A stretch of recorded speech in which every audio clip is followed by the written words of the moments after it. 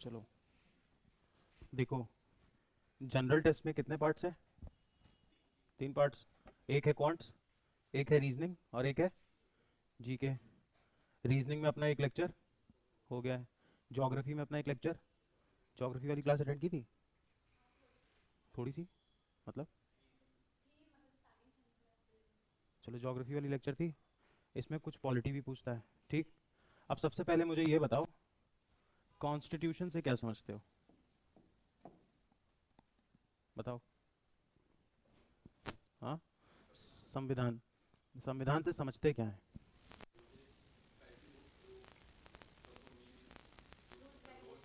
Rules and regulations. अब ऐसे समझते हैं, ये है इंडिया, ठीक। 1947 से पहले तक इंडिया पे कौन रूल कर रहा था? ब्रिटिश, ठीक। अब इसको ऐसे इमेजिन करेंगे, ये एक क्लास है और इस क्लास में 500 लोग बैठते हैं। 500 लोगों पे कोई बाहर का आदमी रूल कर रहा था, ठीक। इन 500 लोगों में कुछ लोग अवेयर हुए और उन अवेयर लोगों ने लोगों को बताया कि देखो, हम पे कोई बाहरी रूल कर रहा है, ठीक। वो पार्ट है हिस्ट्री का, कि कैसे कौन बताएगा। वो हिस्ट्री भी हमें पढ़नी है, ठीक। वो हमें बताएंगे कि कैसे हमें एक्सप्लॉइट किया जा रहा था, है ना। ये 500 लोगों में से मान लो कुछ 5-10 लोग निकल के आए और इन 10 लोगों ने समझाना शुरू किया कि हमें क्या किया जा रहा है? एक्सप्लॉइट। जब इन 10 लोगों ने ये डिसाइड किया कि हमें एक्सप्लॉइट किया जा रहा है, तो इन लोगों को बोलेंगे कि निकाल दो जो तुम्हें बाहर से फॉरेन लोग रूल कर रहे हैं, है ना। उसी को तुम बोलोगे नेशनल मूवमेंट। नेशनल मूवमेंट होगा और एक नेशन बनाया जाएगा, नेशन नोन एज इंडिया, ठीक। अब जब ये लोग चले गए ब्रिटिशर्स, तो इन 500 लोगों के दिमाग में एक बात आई कि जैसे हम पे ब्रिटिशर्स रूल कर रहे थे, हो सकता है आफ्टर इंडिपेंडेंस ये जो 10 लोग हैं ये हमें रूल करने लग जाए। सिस्टम तो वही था, एक्सप्लॉइटेशन भी वही थी। तो इन 500 लोगों ने क्या डिसाइड किया कि हम अपने आप को कुछ रूल्स में बांध लेंगे, है ना। और उन रूल्स को एक किताब में लिख देंगे और उस किताब को देश का कॉन्स्टिट्यूशन बोलोगे। जो जितने लॉज होंगे उन सब का लॉज, सारे लॉज से ऊपर लॉ, कॉन्स्टिट्यूशन। संविधान समान, सबके लिए इक्वल होगा, ठीक। मतलब ये जो रूल बुक होगी ये ऐसी लिखी जाएगी कि it is equal for all. ठीक है, यहां तक समझ में आया? कुछ माइग्रेन हो रहा है? हाँ, हाँ, हर सर से मिल लेना, ठीक। यहां तक समझ में आया? अब देखो, जब यहां पे इन्होंने डिसाइड किया कि क्या बनाना है, क्या बनाना है, इन 500 लोगों ने डिसाइड किया कि क्या बनाएंगे? कॉन्स्टिट्यूशन बनाएंगे। अब कॉन्स्टिट्यूशन में क्या बनाएंगे? कुछ रूल्स रखेंगे। रूल्स रखेंगे तो वो रूल्स यहाँ पे लिखे जाएंगे, ठीक। अब जब रूल नंबर 1 लिखा जाएगा उसको तुम क्या बोलोगे? आर्टिकल, ठीक। जितने नंबर ऑफ रूल्स होंगे उतने नंबर ऑफ आर्टिकल्स होंगे। तीसरा इन्होंने डिसाइड किया कि एक और प्रॉब्लम है कि पावर की कंसंट्रेशन ना हो जाए। इसका क्या मतलब है? कि सारी पावर एक आदमी के हाथ में ना आ जाए, ठीक। तो इन्होंने 3 विंग्स बनाए। क्या बनाए? 3 विंग्स बनाए। एक विंग का नाम रखा लेजिस्लेचर, एक विंग का नाम रखा एग्जीक्यूटिव और एक विंग का नाम क्या रखा? जुडिशरी। लेजिस्लेचर को बोला तुम लॉज बनाओ, लेजिस्लेचर को बोला तुम लॉज बनाओ। अब कॉन्स्टिट्यूशन तो बन के रेडी हो चुका था। अब मैं क्या कॉन्स्टिट्यूशन में छोटी छोटी चीजें लिखूं कि मान लो अगर कोई ट्रैफिक पे जा रहा है और उसने हेलमेट नहीं पहना है तो उसका ट्रैफिक पुलिस चालान काटेगी? ये चीज मैं कॉन्स्टिट्यूशन में लिख दूं? नहीं। इसके लिए मैं डिफरेंट अलग क्या बनाऊंगा? लॉ। हर चीज के लिए एक लॉ बनाया जाएगा, है ना। जैसे तुम्हारा एग्जाम कराएगा एनटीए, वो भी यूजीसी की एक बॉडी है। तो यूजीसी भी एक कानून से बना है, यूजीसी एक्ट ऑफ 1956। इससे हमें ये पता चल गया इस देश में होने वाली सारी चीजें कैसे होंगी? रूल्स एंड रेगुलेशन से। और उन्हीं को क्या बोलोगे? लॉ। देश में कोई भी लॉ कॉन्स्टिट्यूशन के अगेंस्ट नहीं जा सकता। समझ पा रहे हो मैं क्या कह रहा हूँ? मैंने एक किताब रख दी, उस किताब में कुछ रूल्स लिख दिए। अब ये बात बोल दी कि आगे तुम लॉज बनाते रहना, लेकिन कोई भी लॉ इस किताब के अगेंस्ट नहीं जाएगा। अभी उस पर भी आएंगे कि कौन डिसाइड करता है अगेंस्ट जा रहा है कि नहीं, ठीक। अब इसके बाद ये जो आगे लॉज बनने थे, इसके लिए हमने एक बॉडी बनाई जिसका नाम रखा पार्लियामेंट। टेंशन नहीं, सोचो। अब जैसे मान लो ये 500 लोग हैं, ठीक। तो क्या कोई भी लॉ बनाने के लिए 500 लोगों को बुला लूं? नहीं। इसको देश के हिसाब से समझो। 140 करोड़ की आबादी है, क्या कोई भी कानून बनाने के लिए 140 करोड़ लोगों को साथ में बैठा लें? स्विट्जरलैंड में होता है। स्विट्जरलैंड में डायरेक्ट डेमोक्रेसी है, पॉपुलेशन बहुत कम है, तो वहाँ कोई भी डिसीजन लेना होता है तो लोग वोट कर लेते हैं। 500, 1000, 2000, 1000 आदमी होगा, मान लो अगर 1 लाख आदमी भी होगा तो वोटिंग कराना इज ईजी, कि कोई बड़ा डिसीजन लेना है तो वोटिंग करा दो। बट 140 करोड़ की आबादी में डिसीजन ले सकते हो? नहीं। तो हम एक कॉन्सेप्ट लेके आए इलेक्शंस का, हमने इलेक्शंस कराना शुरू किए। जब इलेक्शंस कराना शुरू किए तो हमने ऐसा सोचा कि 10 लाख की पॉपुलेशन पे एक लीडर बना दो जो हर 5 साल में इलेक्शन करेगा। और अब क्या होगा, अगर ये लीडर कोई डिसीजन लेता है तो माना जाएगा ये 10 लाख लोगों का डिसीजन है, भले उसने उसको वोट दिया हो ना दिया हो। समझ में आ रहा है? क्योंकि वो उसका क्या हो गया, रिप्रेजेंटेटिव। तो क्वेश्चन में अगर तुमसे पूछेगा India has which type of democracy, तो आंसर क्या होगा, रिप्रेजेंटेटिव डेमोक्रेसी। ऑप्शन में डायरेक्ट डेमोक्रेसी होगा, इनडायरेक्ट डेमोक्रेसी होगा, आंसर क्या होगा, रिप्रेजेंटेटिव डेमोक्रेसी। क्योंकि हमें कोई रिप्रेजेंट करता है। और डेमोक्रेसी क्यों, because it is the government of the people, by the people and for the people. हमने ही तो अपनी सरकार चुनी है। समझ में आया? जिन लोगों को इलेक्ट किया, अभी इंडिया के लेवल पे सोचो, स्टेट के लेवल पे नहीं, जिन लोगों को इलेक्ट किया उनको क्या बना दिया, एमपी। ठीक, एमपी पहुंच गए कहाँ, इलेक्शन के बाद लोकसभा। मैंने तुमसे बोला लॉ बनाता है पार्लियामेंट और एमपी दोनों अलग चीज हैं, अभी मैं बताऊंगा। पार्लियामेंट बड़ी चीज है, एमपी छोटी चीज है, बहुत ध्यान से सुनना। जिन लोगों को मैंने इलेक्ट किया वो क्या कहलाए, मेंबर ऑफ पार्लियामेंट। अब एमपी पहुंच गए बहुत सारे। 5 साल में 2024 में चुनाव हुआ, इंडिया में 545 सीट्स हैं लोकसभा में, देश भर के कोने से 545 यहाँ पे लोग आ गए। ठीक, अब दिक्कत शुरू हुई स्टेट्स को, यूपी को, उत्तराखंड को, गोवा को। इन लोगों ने ये बोलना शुरू किया कि सर अगर इस तरीके से काम चलेगा तब तो हमें प्रॉब्लम हो जाएगी, क्योंकि हो सकता है यूपी के पास 80 सीट्स हैं, एमपी की पॉपुलेशन ज़्यादा है। मैंने क्या बोला, 10 लाख पे एक लीडर, तो जिसके पास ज़्यादा पॉपुलेशन होगी उसके ज़्यादा मेंबर्स होंगे, है ना? तो वो ज़्यादा फेवर करने की कोशिश करेंगे एक पर्टिकुलर स्टेट को, है ना? तो इन्होंने एक कॉन्सेप्ट लेके आया, इन्होंने बोला देखो लोकसभा तो बना ही देते हैं, साथ में एक राज्यसभा और बना देते हैं, जो स्टेट्स भेजेंगे अपने हिसाब से। जो स्टेट्स में एमएलए होते हैं, अभी धीरे धीरे पढ़ेंगे और समझ में आएगा, जो स्टेट्स में एमएलए होते हैं वो लोग कुछ लोगों को चुन लेते हैं। जैसे यूपी में 40 एमएलए एक एमपी चुनते हैं। 2 एमपी हैं, देश में 2 तरीके के एमपी हैं, दोनों पार्लियामेंट के हिस्सा हैं। एक है लोकसभा वाले, लोकसभा डायरेक्ट इलेक्शंस, वोटिंग होती है, 24 में हुआ। एक है राज्यसभा के एमपी, राज्यसभा के एमपी को एमएलए लोग चुनते हैं। समझ में आ रहा है? जैसे यूपी में अगर मुझे राज्यसभा जाना है तो मुझे 40 एमएलए का वोट चाहिए। तो मान लो मैं बीजेपी पार्टी का हूँ और बीजेपी के पास यूपी में 240 सीट्स हैं, तो बीजेपी अपने कोटे से कितने एमपी भेजेगी, 6। 40 पे 1, 240 पे 6, तो 6 एमपी भेजेगी कौन, बीजेपी। अब मैं वहां पे किसका किसका किसका इंटरेस्ट रिप्रेजेंट करने जा रहा हूँ, अगर मैं लोकसभा एमपी हूँ तो मैं किसका जा रहा हूँ करने, आम जनता का। अगर मैं राज्यसभा एमपी हूँ तो अपने स्टेट का। बीजेपी नहीं भेज रही, बीजेपी इसलिए ज्यादा भेज पा रही ना क्योंकि बीजेपी के पास यूपी में पावर है। समाजवादी पार्टी के पास 240 सीट्स होंगी तो समाजवादी पार्टी भेज देगी। समझ में आ रहा है, बोलो, समझ में आ रहा है?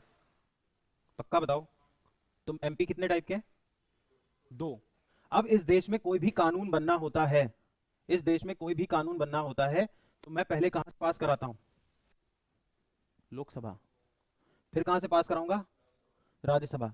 जब ये दोनों पास कर देंगी, पास मतलब मेजोरिटी, है ना, जब ये दोनों पास कर देंगे तो आखिरी में साइन किसका होगा, प्रेसिडेंट का।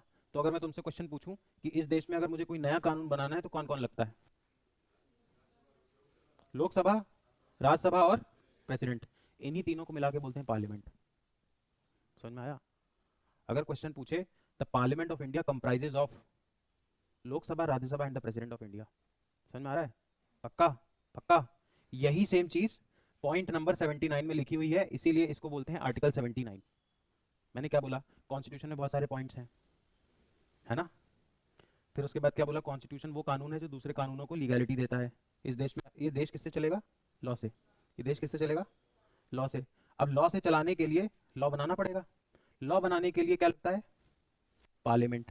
पार्लियामेंट में कितने लोग हैं, 3, लोकसभा, राज्यसभा और प्रेसिडेंट। लॉ बन के तैयार है, लॉ बन के तैयार है। अब मुझे वो लॉ इंप्लीमेंट कराना है। मान लो मैंने लॉ बनाया कि डिमोनेटाइजेशन होगा, जो मोदी जी ने डिमोनेटाइजेशन किया था, हजार, 2000, 1000 और 500 के नोट बंद किए थे, तो किसी कानून से होगा, क्योंकि देश में किससे काम होता है, कानून से। ये पावर भी कानून ने दी है पीएम को, तुम पीएम बन जाओ तुम भी कर दोगे डिमोनेटाइजेशन। ठीक। अब देखो, डिमोनेटाइजेशन का असली पावर था आरबीआई के पास, और आरबीआई एक कानून से काम करता है, आरबीआई एक्ट ऑफ 1934। इस कानून में लिखा हुआ है कि सरकार के पास नोट बंद करने की ताकत होगी। इस कानून में यह लिखा है कि सरकार के पास नोट बंद करने की ताकत होगी। सरकार किसकी थी, मोदी जी की। मोदी जी ने नोट बंद कर दिया। सरकार के पास ताकत होगी, मोदी जी के पास नहीं। सरकार तुम्हारी होगी, तुम भी कर लेना। समझ में आ रहा है। तो सारी चीजें किससे चलेंगी, लॉ से। अब लॉ बन के है तैयार। अब मान लो मैंने कर दिया डिमोनेटाइजेशन, मैं हूं प्राइम मिनिस्टर, मैंने कर दिया डिमोनेटाइजेशन। अब मुझे 1000 और 500 के नोट लेने हैं लोगों से बैंक के। लॉ को इम्प्लीमेंट कराना है, लॉ को इम्प्लीमेंट कराना है। लॉ तो बन गया, लॉ को इम्प्लीमेंट भी तो कराओगे। जैसे कोरोना में आओ, कोरोना में लॉकडाउन लगाया मोदी जी ने।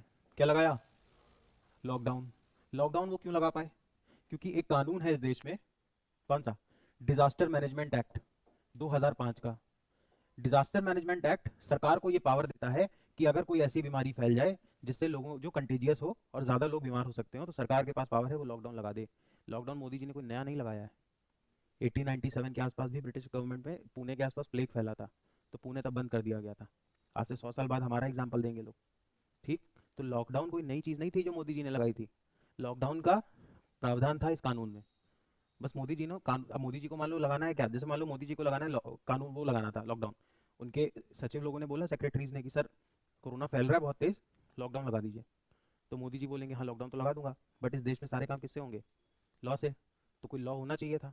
अब या तो लॉ होगा या लॉ बनाएंगे। लॉ बनाएंगे तो किसके पास जाएंगे, पार्लियामेंट के पास, लोकसभा, राज्यसभा और प्रेसिडेंट। समझ में आ रहा है, पक्का। इसीलिए तो मोदी जी परेशान है। देखो कैसे, लोकसभा में 545 सीट थी, पहले उनके पास 300 का फिगर था। अगर मुझे लोकसभा से कुछ पास कराना है तो हाफ कर दो। हाफ मतलब 273.5, आधा आदमी होता है, तो 272, 273 लोग लगते, है ना। तो 273 लोग होते तो लोकसभा से पास हो जाती, और अलग अलग स्टेट्स में सरकार होती तो राज्यसभा में भी पावर होती। अब मोदी जी के पास इस बार आए कितने, लगभग 240। अब ये 273 का आंकड़ा चाहिए, तो 33 के लिए किसी और पे डिपेंड होना होगा। समझ में आ रहा है, समझ में आ रहा है। तो ये 33 के लिए किसी पे डिपेंड करना पड़ेगा, तो अब इतनी मजबूत सरकार नहीं है, क्योंकि मोदी जी कुछ नहीं कर सकते। मोदी जी को कुछ भी करने के लिए या तो वो कानून होना चाहिए या कानून बनाना पड़ेगा। और कानून बनाना पड़ेगा तो लोकसभा में क्या चाहिए, मेजोरिटी। राज्यसभा में क्या चाहिए, मेजोरिटी। जब लोकसभा में तुम्हारी मेजोरिटी नहीं है तो तुम किसी और पर डिपेंड करोगे।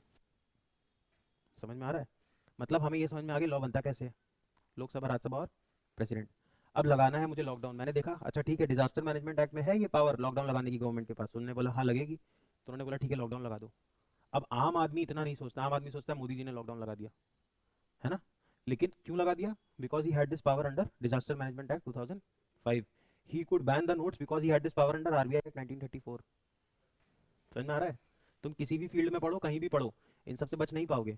और अगर लॉ से बहुत बचने की कोशिश करोगे तो हमेशा एम्प्लॉय टाइप के आदमी रहोगे, हमेशा। तुम चाहे सॉफ्टवेयर इंडस्ट्री में चले जाओ तो भी तुमको आईटी एक्ट चाहिए, चाहिए ही चाहिए। समझ में आ रहा है, क्योंकि सरकार पकड़ती ही लॉ पे है कि तुमने कुछ इलीगल किया है ना, पक्का। अब देखो, लॉ बन के तैयार है, अब मुझे लॉ इंप्लीमेंट कराना है। मुझे लॉकडाउन लग गया, मुझे लॉकडाउन इंप्लीमेंट कराना है। तो इंप्लीमेंट कराने के लिए मैं पुलिस को बोलूंगा, है ना। तो मुझे एक ऐसे लोग चाहिए जो इंप्लीमेंट कराएंगे, है ना। अब इंप्लीमेंट कौन कराता है, उसको बोलते हो एग्जीक्यूटिव। एग्जीक्यूटिव कहां से बनता है, राहुल गांधी पार्लियामेंट का पार्ट है, बताओ। Is Rahul Gandhi a part of parliament, yes, because he is a member of Lok Sabha. But is he a part of the government, no. क्यों, मेजोरिटी नहीं है।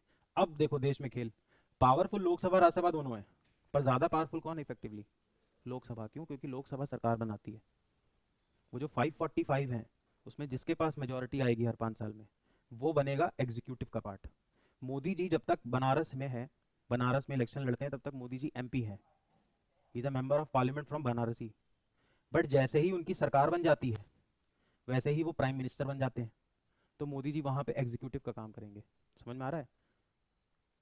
मेंबर ऑफ पार्लियामेंट होने का मतलब बिल्कुल नहीं है वो गवर्नमेंट है, रूलिंग पार्टी गवर्नमेंट होती है। रूलिंग पार्टी कौन होगी, जिसकी मेजोरिटी होगी। मेजोरिटी किसके पास होगी, जिसको जनता चाहेगी। हम तुम चाहे कोई कितनी भी गाली दे, अगर ज़्यादा वोट पड़ रहे हैं किसी XYZ पर्सन को तो XYZ पर्सन गवर्नमेंट बना रहा है। वो नहीं बना रहा है, जनता बनवा रही है, वोट ज़्यादा मिल रहा है। समझ में आया? एग्जीक्यूटिव और लेजिस्लेचर में अंतर। जो लॉ बना रहा है वो पार्लियामेंट है, जो गवर्नमेंट बना रहा है वो है जो लोकसभा में मेजोरिटी पा रहा है। पक्का? समझ में आ रहा है? कोलिशन गवर्नमेंट भी बनती है, जैसे मोदी जी के पास 240 आए, इन्होंने नीतीश कुमार और वाई एस रेड्डी, चंद्रबाबू नायडू, इन दोनों को मिलाया, 273 का आंकड़ा छुआ, सरकार बना ली। समझ में आ रहा है? पक्का? वो बन गया एग्जीक्यूटिव। अब एग्जीक्यूटिव कौन बनता है? जिसकी सरकार बहुमत में होती है। मान लो ये 545 में से बीजेपी ने 300 निकाले, ये 545 में से बीजेपी ने 300 निकाले, तो अब एग्जीक्यूटिव कौन बनेगा? बीजेपी। एग्जीक्यूटिव पार्टी का जो सबसे हेड होता है वो बन जाता है प्राइम मिनिस्टर। ठीक। अब प्राइम मिनिस्टर चुन लिया गया है, ये किसका पार्ट बन गया? एग्जीक्यूटिव का। ये 545 किसका पार्ट था? लेजिस्लेचर का। ठीक। तो मैं एक बात ये बोल सकता हूं, is the executive accountable to legislature? क्यों? एग्जीक्यूटिव ऊपर है कि लेजिस्लेचर? पावर के मामले में एग्जीक्यूटिव। और अगर लेजिस्लेचर ऊपर है एग्जीक्यूटिव से तो क्यों है? मान लो मैं प्राइम मिनिस्टर, मेरी 240 सीट्स थी, मैंने 33 सीट्स और जोड़ी, जुगाड़ बनाया, पीएम बन गया। ठीक। अब मुझे वो 33 लोग पसंद नहीं कर रहे, मैंने कोई ऐसी चीज़ कर दी कि वो 33 लोगों ने बोला हम तुम्हें समर्थन नहीं देंगे। अब जब वो मुझे समर्थन नहीं देंगे तो मेरी सरकार ही नहीं बनेगी। तो executive is responsible to legislature. एक मोशन तुमने सुना होगा, नो कॉन्फिडेंस मोशन, सुना है? नो कॉन्फिडेंस मोशन न्यूज़ में सुना होगा, नो कॉन्फिडेंस मोशन, मतलब हमें सरकार में अब कॉन्फिडेंस नहीं है। अगर अब कभी नो कॉन्फिडेंस मोशन पास होता है तो तुमको ये दिखाना पड़ता है पार्लियामेंट में, लोकसभा में, कि मेरे पास 273 से ज़्यादा एमपी हैं। अगर मैं ये प्रूफ नहीं कर पाया तो मेरी सरकार गिर जाएगी। तो अल्टीमेट बॉस कौन है? लेजिस्लेचर। समझ में आया? अल्टीमेट बॉस कौन है? लेजिस्लेचर। लेजिस्लेचर जिसको चाहे उसको एग्जीक्यूटिव बना दे। तुम आज पार्टी बनाओ, देश भर में फेमस हो जाओ, तुमको 273 सीट्स मिल जाएगी, तुम प्राइम मिनिस्टर। बट अगर वहां तुम 273 शो नहीं कर पाए तो सरकार गिर गई। तो ultimately who is accountable? Who is accountable? Executive is accountable to legislature. Legislature पूछ सकता है ना एग्जीक्यूटिव से कि अपनी बहुमत दिखाओ? एग्जीक्यूटिव पूछ सकता है लेजिस्लेचर से? नहीं, इसीलिए एमपी साहब इतनी अकड़ में रहते हैं, चाहे वो अपोजिशन पार्टी के हों, क्योंकि वो लॉ मेकर है और एग्जीक्यूटिव लॉ एग्जीक्यूट करता है। लड़ाई लॉ एग्जीक्यूटिव बनने की है, लड़ाई एग्जीक्यूटिव की है। जो बड़े नेता हैं उनकी लड़ाई मेंबर ऑफ पार्लियामेंट बनने की थोड़ी है। राहुल गांधी कितना भी अभी होगा, 50 साल तक एमपी बनेंगे, पर सरकार बनेगी नहीं बनेगी उसका फर्क है। अब सरकार बन गई, पीएम बन गया, पीएम अपने साथ बहुत सारे क्या लाएगा? मिनिस्टर्स। पीएम का काम है पूरा देश संभालना। अब देश में तो हेल्थ भी आती है, देश में एजुकेशन भी आती है, देश चलाने के लिए डिफेंस भी मजबूत चाहिए, देश चलाने के लिए पुलिस चाहिए, देश चलाने के लिए टेलीकॉम चाहिए, देश चलाने के लिए बिजनेस चाहिए, सारी चीज़ें चाहिए। पीएम सारी चीज़ें कर लेगा? तो पीएम यहाँ से बनाना शुरू करेगा डिपार्टमेंट्स। पीएम बनाना शुरू करेगा डिपार्टमेंट्स। किसी को दे देगा डिफेंस, किसी को दे देगा हेल्थ, किसी को दे देगा एजुकेशन, वही कहलाएगा एजुकेशन मिनिस्टर, वही कहलाएगा डिफेंस मिनिस्टर, वही कहलाएगा एग्जीक्यूटिव, वही कहलाएगा एग्जीक्यूटिव। समझ में आ रहा है? अब मैं तुमसे अगर क्वेश्चन पूछूं कि क्या पीएम के साथ ये लोग स्विम एंड सिंक साथ में करेंगे या नहीं? अगर पीएम के खिलाफ नो कॉन्फिडेंस आया तो ये लोग रहेंगे अपनी पोजीशन में या नहीं? नहीं रहेंगे, क्योंकि पीएम ने उनको वहां पे रखा है। अब इंडिया में, यहाँ सीखो, इंडिया में अगर तुमको ये बनना है तो तुमको एमपी होना जरूरी है। समझ में आ रहा है? राज्यसभा या लोकसभा में होना जरूरी है। देखो एक मैजिक और समझो, इन्होंने एक नेता लोग कैसे अपनी व्यवस्था बनाते हैं। मान लो मैं एक ऐसा नेता था कि मैं काबिल था पर मैं इलेक्शन नहीं जीत पाता, बहुत लोग होते हैं, बी आर अम्बेडकर अपना चुनाव हार गए थे। मैं इलेक्शन नहीं जीत सकता क्योंकि तुम्हें पता है इलेक्शंस मान लो इंडिया में कास्ट पे भी चलेंगे, रिलीजन पे भी चलेंगे, है ना? तो इन्होंने क्या किया, लोकसभा में आने के लिए तो डायरेक्ट जीतना पड़ता, राज्यसभा में आने के लिए डायरेक्ट जीतना पड़ेगा? नहीं। अगर मान लो एक तुमने नाम सुना होगा सुधांशु त्रिवेदी, सुधांशु त्रिवेदी को भी पार्लियामेंट भेजना है, सुधांशु त्रिवेदी की विनेबिलिटी नहीं है, चुनाव नहीं जीत पाते, तो क्या करेगी बीजेपी? यूपी में वो जो उसके कोटे में 6 एमपी थे उसमें एक रखा देगी। अब एमएलए तो वोट देगा ना? नहीं देगा तो मारा जाएगा, टिकट ही नहीं देंगे अगली बार। समझ में आ रहा है? तो जो बहुत इंटेलिजेंट लोग होते हैं जैसे मनमोहन सिंह, मनमोहन सिंह लोकसभा से सांसद नहीं थे, राज्यसभा से थे। उनको कांग्रेस ने असम के कोटे से बुलाया हुआ था। समझो बात को, मैं क्या कह रहा हूँ। एक है लेजिस्लेचर, लोकसभा, राज्यसभा और पार्लियामेंट, प्रेसिडेंट, ठीक, लॉ मेकर। लोकसभा से जो मेजोरिटी होगी वो आएगी एग्जीक्यूट करने, सरकार बनाएगी। एग्जीक्यूटिव, एग्जीक्यूटिव का रियल हेड है प्राइम मिनिस्टर, है ना, ठीक। ऑन पेपर हेड प्रेसिडेंट होगा, भी समझाऊंगा क्यों, बस वो साइन करता है। बता रहा हूँ, सुनो, पूरी बात खत्म होगी तो मैं समझ में आएगा। अब ये एग्जीक्यूटिव कौन है, जो गवर्नमेंट बना रहा है, लोकसभा में पावर में है। अब वो उसमें जो जो मेजोरिटी होगा, जो पार्टी हेड होगी, वो अपना बन जाएगा क्या, प्राइम मिनिस्टर। प्राइम मिनिस्टर अपने साथ बहुत सारे क्या लाएगा, मिनिस्टर्स। मिनिस्टर बनने की कंडीशन है इंडिया में कि तुमको एमपी होना है। एमपी लोकसभा से भी हो सकते हो, राज्यसभा से भी हो सकते हो। समझ में आ रहा है। एक एग्जांपल दो जो राज्यसभा से एमपी है। एस जयशंकर। अब एस जयशंकर जैसे लोगों की विनेबिलिटी बहुत कम है, इंडिया में लोगों में ईगो बहुत होता है, उनको हंसी बहुत आती है, तो क्या करते हैं, अब थोड़ा अनपढ़ टाइप के होते हैं, तो उनमें क्या होगा, उनको राज्यसभा से भेज देंगे कि ये आम आदमी के बस का नहीं है। समझ में आ रहा है। तो उसको कहाँ से भिजवा देगा, राज्यसभा से। जो, मैं किसी को गलत नहीं बोल रहा हूँ ना, मैं जनता की बहुत रिस्पेक्ट भी करता हूँ, पर जनता में कुछ घटिया टाइप के भी लोग हैं, उनको अकल तो उतनी है नहीं, तो उन लोगों को कैसे बाईपास करेंगे, राज्यसभा से भेज दो, मुझे मत लगने दो। सीतारमन, फाइनेंस मिनिस्टर, वो कोई इलेक्शन नहीं लड़ती है, राज्यसभा। एस जयशंकर, राज्यसभा। मनमोहन सिंह, राज्यसभा। इवन इंदिरा गांधी भी कई बार थ्रू राज्यसभा। समझो बात को। सबसे पहले क्या बैठा, लेजिस्लेचर, यहाँ बैठा लेजिस्लेचर, ठीक। इस लेजिस्लेचर से क्या निकला, इसी से निकल रहा है, तभी ये इसको अकाउंटेबल है ना। लोकसभा से ही तो निकल के आया एग्जीक्यूटिव, या राज्यसभा से। एमपी होना जरूरी है। एग्जीक्यूटिव दो तरीके के हैं, टेम्पररी और परमानेंट। टेम्पररी कैसे, आज मोदी जी हैं, जरूरी थोड़ी 29 में जीते, एमपी हो सकता है बन जाए, पर पीएम या एग्जीक्यूटिव बने नेसेसरी नहीं है। हो सकता है 200 सीट आती, और जो बाकी 73 हेल्प करते हैं वो कह देते हैं हम तुम्हें समर्थन देंगे, शर्त यह है कि मोदी पीएम नहीं बनेंगे। बिल्कुल बोल सकते हैं। समझ में आ रहा है।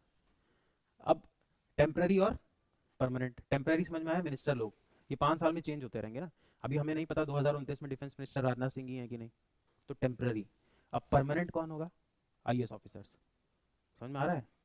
आईएएस ऑफिसर 60 साल तक नौकरी करेगा, इसीलिए आईएएस इतना प्रेस्टिजियस है इंडिया में, आईआरएस इतना प्रेस्टिजियस है, आईएफएस इतना प्रेस्टिजियस है, क्योंकि फॉरेन मिनिस्टर बनने के लिए तो लोकसभा या राज्यसभा में जाना पड़ेगा, वो दूसरों पे डिपेंड होता है। पर फॉरेन सेक्रेटरी बनने के लिए या फॉरेन मिनिस्ट्री में काम करने के लिए एग्जाम देना है। समझ में आया। टेम्पररी और परमानेंट। जैसे मान लो पुलिस है, अब एक लॉ बना कि हेलमेट जो नहीं पहनेगा उसका फाइन कटेगा। ये काम कर दिया किसने, लेजिस्लेचर ने। मोटर व्हीकल एक्ट बना दी 1989 की। मोटर व्हीकल एक्ट कहता था कि जो हेलमेट नहीं पहनेगा उस पर फाइन काट देंगे। अब इस लॉ को इंप्लीमेंट करने के लिए किसके पास जाएगा, एग्जीक्यूटिव, पीएम के पास। पीएम सारा काम खुद करेंगे, नहीं। पीएम ने देखा कि ट्रैफिक का काम तो होम मिनिस्ट्री का है, पुलिस का काम होम मिनिस्ट्री का है, तो पीएम ने ये काम किसको दे दिया, होम मिनिस्ट्री को, है ना। टेक्निकलिटी अलग है, मैं तुम्हें समझा रहा हूँ, क्योंकि जो ये स्टेट सब्जेक्ट है, पुलिस स्टेट सब्जेक्ट है, पर होम मिनिस्ट्री में आता है। होम मिनिस्ट्री के पास ये काम आ गया। अब मिनिस्टर साहब खुद उतर के चालान काटेंगे, तो मिनिस्टर साहब को अपनी हेल्प करने के लिए पुलिस बल चाहिए होगा। पुलिस बल है परमानेंट एग्जीक्यूटिव, और नेताजी हैं टेम्परेरी एग्जीक्यूटिव।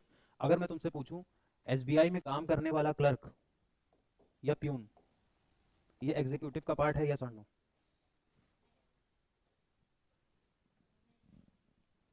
ये सब तुमको यूट्यूब यूट्यूब पे नहीं मिलेगा, तुमको हंसी जाए जितना है, वो तुमको पढ़ा देगा लेजिस्लेचर, एग्जीक्यूटिव, जुडिशरी। वो कभी ब्रेन से कंसेप्ट नहीं खोल पाएगा।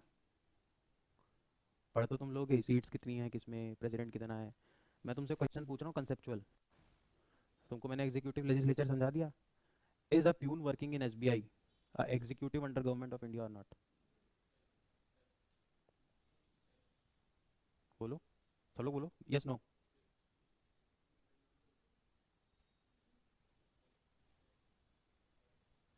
क्यों है, वो भी एग्जीक्यूट करता है। एसबीआई सरकारी है। बैंकिंग का काम मान लो लॉ बन गया बैंकिंग पे, बैंकिंग रेगुलेशन एक्ट, में बहुत टफ नहीं बना रहा हूं, तुम लोग को लॉ तो पढ़ना नहीं है। बैंकिंग इंडिया में चलती है कानून से, banking regulation act of 1949। India में जितनी भी बैंकिंग होती है उसी कानून से होती है, ठीक। अब उस कानून में, वो कानून बनाया किसने, पार्लियामेंट ने। पार्लियामेंट ने उसको एग्जीक्यूट कौन करेगा, फाइनेंस मिनिस्ट्री। अब वो निर्मला सीतारमन जी करेंगे नीचे जाके एग्जीक्यूट, वो तो है टेम्पररी एग्जीक्यूटिव। परमानेंट एग्जीक्यूटिव कौन होगा, बैंक का एमडी, बैंक मैनेजर, बैंक का क्लर्क, है तो सरकारी। सेम चीज़ मैं पूछता हूँ, मान लो हवलदार, कांस्टेबल, कांस्टेबल एग्जीक्यूटिव का पार्ट है? अगर कांस्टेबल कह दे मैं ही सरकार हूँ तो यस और नो, टेक्निकली सही बोल रहा है गलत?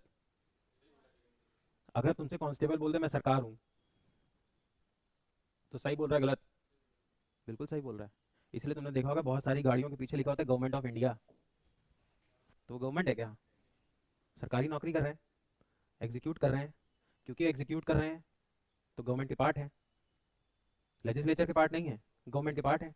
अब क्योंकि गवर्नमेंट के पार्ट है तो गवर्नमेंट ऑफ इंडिया। अब अगर वो सेंट्रल नौकरी कर रहे हैं सेंट्रल गवर्नमेंट की तो गवर्नमेंट ऑफ इंडिया लिखाए होंगे, स्टेट की नौकरी कर रहे होंगे तो लिखा होगा उत्तर प्रदेश शासन।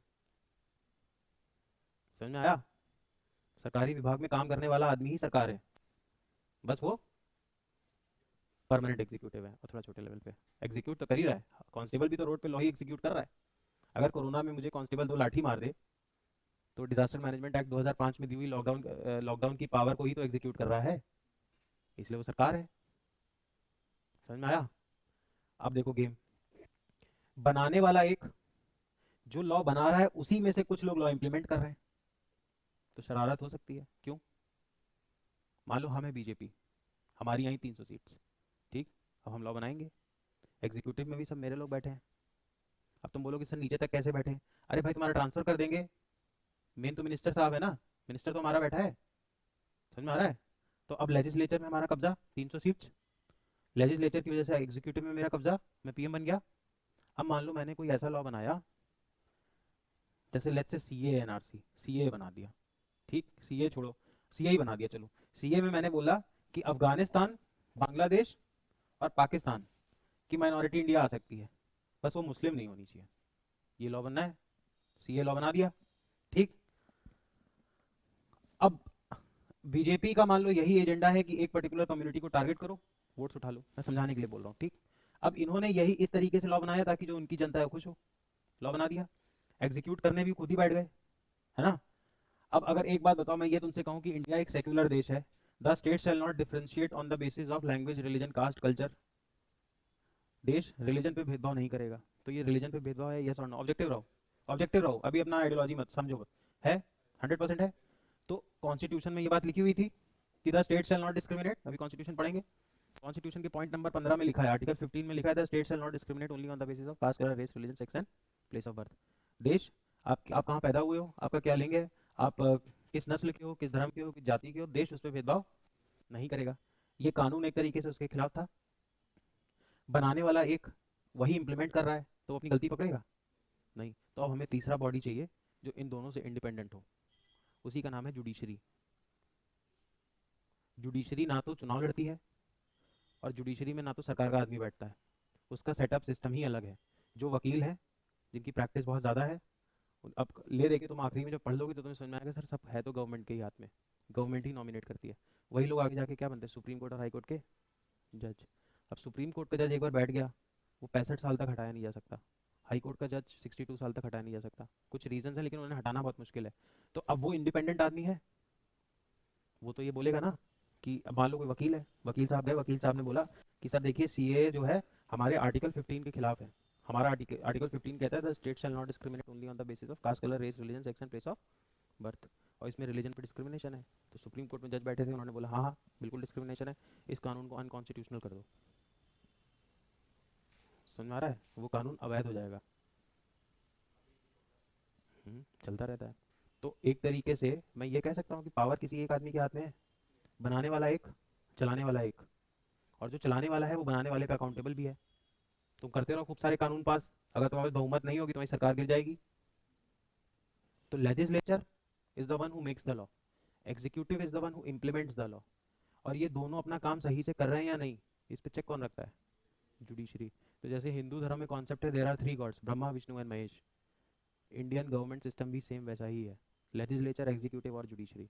आपसे तुमसे कोई पूछे कि गवर्नमेंट का मतलब क्या है, तो गवर्नमेंट का मतलब सिर्फ और सिर्फ मोदी जी नहीं है, गवर्नमेंट का मतलब है लेजिस्लेचर, एग्जीक्यूटिव और जुडिशरी। सुप्रीम कोर्ट का जज भी गवर्नमेंट का पार्ट है, Rahul Gandhi is also a part of government एक तरीके से, बिकॉज ही इज लेजिस्लेचर। तभी तुम बचपन में पढ़ते थे there are 3 organs of government, legislature, executive और जुडिशरी। हाई कोर्ट का जज गवर्नमेंट का पार्ट है, बिल्कुल है। एसबीआई में काम करने वाला क्लर्क पार्ट है, हवलदार पार्ट है। कोई सरकारी बैंक है, सरकारी बैंक का मैनेजर गवर्नमेंट का पार्ट है, बिल्कुल है। पार्लियामेंट में काम करने वाला मुंशी गवर्नमेंट का पार्ट है, बिल्कुल है। समझ में आया? गवर्नमेंट बहुत एग्जॉस्टिव टर्म है, एक आदमी के आसपास गवर्नमेंट नहीं घूमती है। तभी लोग बोलते हैं सरकारी सिस्टम, क्योंकि पूरा सिस्टम है। समझ में आ रहा है? पक्का? चलें आगे।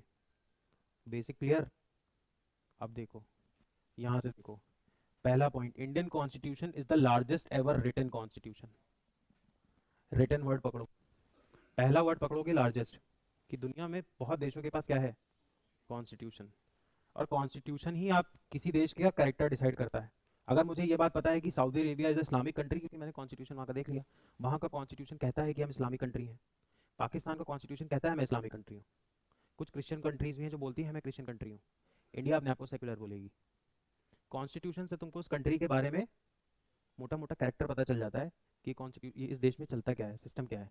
इससे हमें ये पता चला कि दुनिया का लार्जेस्ट कॉन्स्टिट्यूशन कौन सा है, इंडिया का। लगभग 450 आर्टिकल्स हैं। ठीक। अब यहाँ पे तुम्हारे दिमाग में क्वेश्चन आना चाहिए, रिटन अनरिटन का मतलब क्या है। देखो, यूएसए, अमेरिका, यूएसए दुनिया की पहली ऐसी कॉन्स्टिट्यूशन बनी, यूएसए दुनिया की पहली ऐसी कॉन्स्टिट्यूशन बनी जिसने रिटन कॉन्स्टिट्यूशन बनाया।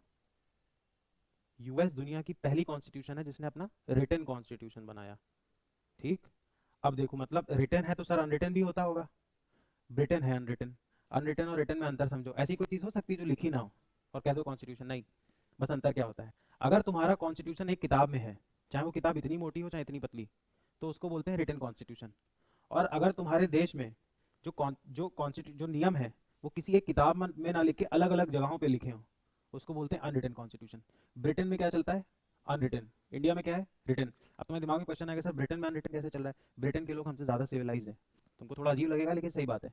इंडिया में बदमाशी इस चरम पे है कि अगर उस चीज़ को वहाँ लिखोगे नहीं तो मानेगा नहीं। ब्रिटेन में क्या है, जो भी पहले लॉज पास हो चुके हैं उसको भी आज वो लीगल बैकिंग दे देते हैं। समझ में आ रहा है? वो इतने जाहिल नहीं है कि उनको एक ही किताब में लिखने की जरूरत पड़े। अब एक किताब में लिखने की देखो जरूरत कहाँ से शुरू हुई, अमेरिका से।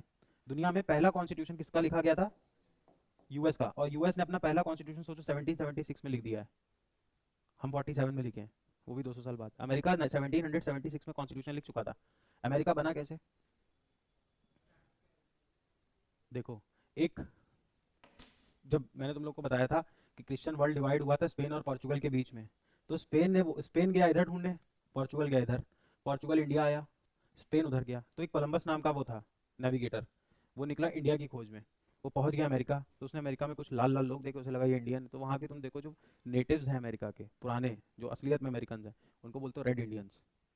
उनको रेड इंडियंस बोलते हैं। कभी एग्जाम में क्वेश्चन है कि रेड इंडियंस कहाँ मिलती है, तो आंसर क्या है, यूएसए। वो वहाँ पहुंचा, उसको लगा ये इंडिया है। जब वहाँ थोड़ा घूमा फिरा उसको पता चला ये इंडिया नहीं है। तो उसको पता चला अरे बाप रे इतनी सारी ज़मीन खाली पड़ी है। उसने वहाँ पे, उसका नाम पड़ा अमेरिका। और जब वो वापस गया तो उसने बोला कि वहाँ तो बहुत सारी ज़मीन खाली पड़ी है। तो जो वहाँ के क्रिमिनल्स होते थे यूरोप के, जो ऐसे लोग उस समय तो यही सज़ा थी ना, तब फ्लाइट थोड़ी होती थी, फ़ोन थोड़ी होते थे। अगर फ्लाइट फ़ोन हटा दो और मैं तुमको तुम्हारे घर से 5000 किलोमीटर दूर फिकवा दूँ, तो सज़ा ही तो है। फ़ोन हटा दो, साइज सज़ा ही तो है। तो अमेरिका में कुछ था नहीं। तो जो यूरोप के बड़े बड़े क्रिमिनल्स होते थे, जो जिनको सज़ा मिलती थी, उनको सज़ा में कहाँ भेजा जाता था, अमेरिका। अब मान लो पोर्चुगल का आदमी भी अमेरिका आया है, स्पेन का भी आया है, फ्रांस का भी आया है, जर्मनी का भी आया है। ठीक है, अभी लड़ाई हो रही है।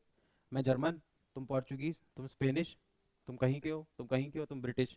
लड़ाई चल रही है। अब मान लो मेरा और इनका, या इनका, पोर्चुगीज है ये, इनका बच्चा हो गया। अब वो कुछ दिन तो बोलेगा मेरे पापा, मान लो बेल्जियम का हूँ मैं, बेल्जियम के हैं तो अपने आप को बेल्जियम का बोलेगा, है ना। हाफ पोर्चुगीज भी है। अब उस बेल्जियम वाले ने किसी जर्मन लड़की से शादी कर ली, रहेगा तो वो अमेरिका में ही ना, तो फ्लाइट थोड़ी है, प्लेन थोड़ी है। अब बच्चा पैदा हो गया, अब वो अपने आप को क्या बोलेगा, बेल्जियम का कि जर्मन का? मिक्स होने लगेगा ना धीरे धीरे। जब वो मिक्सअप होने लगेगा तो वो अपने आप को बोलेंगे कि हम देशी अलग हैं। और वहाँ से पैदा होगा यूनाइटेड स्टेट्स ऑफ अमेरिका। और यूनाइटेड स्टेट्स ऑफ अमेरिका इसलिए देखो सबसे लिबरल कंट्री है